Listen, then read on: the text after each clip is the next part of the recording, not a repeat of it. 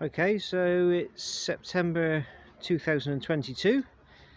I have just returned from Spain, running the Adventure Country Tracks trail from San Sebastian to basically the east coast. We made it as far as Andorra, and then I took in some of the Tet on the way back. This is a review of the Lomo Large panniers. What can I say about these? Well, they've done what I've asked them to do. They kept all my gear nice and dry. They're certainly cheap enough. With that comes certain problems, i.e. quality and strength. I don't know how well they'd fare in a crash. The material is quite thin. It's not quite up to what Enduristan is, but again, for what it is, it's easy to repair. I crashed in my Krieger OS 18s, which I had on my KTM 500, and they held up very well. Like I say, I've not crashed in these yet, so I don't know how well they do. Damage so far, just getting out of the garage. I managed to scuff that there, wasn't too bad. Used a hot air gun, just welded it back over again. I don't think it would have caused a problem with water integrity. The straps, not keen on these metal bits here. They're causing quite a bit of damage to the pannier racks. I'll go into the racks in another video. This buckle here, there's a piece in there. I didn't pull on it very hard. I managed to snap that one off. As you can see, wasn't too much of an issue whilst I was away. I managed to fold the strap over and then just rely on using the rear buckle. They hold a lot.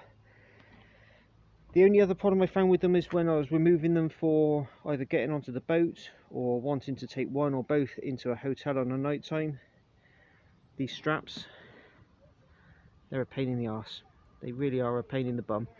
With stuff like the Krieger straps and what have you, they've got little hooks which loop around here and they toggle on the back. They're really easy to get on and off. These are fiddly. So if you're trying to sort of get them off in the rain, or you just want to go to bed, threading through these loops here on the back, it's just time consuming. It's very fiddly with your fingers. I can barely push mine in through there. The ones on the bottom, again, very fiddly. Side ones aren't too bad, a bit more generous. That's probably about it. I think probably what I'll end up doing is cutting that over a stitch off, putting a tape on there and just warming it up with a hot air gun to stop it from fraying for the future. But overall, for the money compared to what else is out there and availability, not bad. I've got a couple of Lomo's other products. I've got the 7-litre crash bar bags, which I've been really happy with. Used them on various bikes over the past, both as crash bar bags and as tank bags. I keep my tools and my spares in them. I've got the Lomo smaller size pannier bags, which I'm yet to fit, and I'll do another review on those. But yeah, they've done well. I've managed to get all my kit in them so far. They've held up.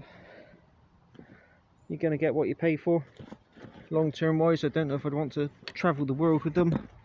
As you can see, stitching quality wise, I don't know if I can get in there with that.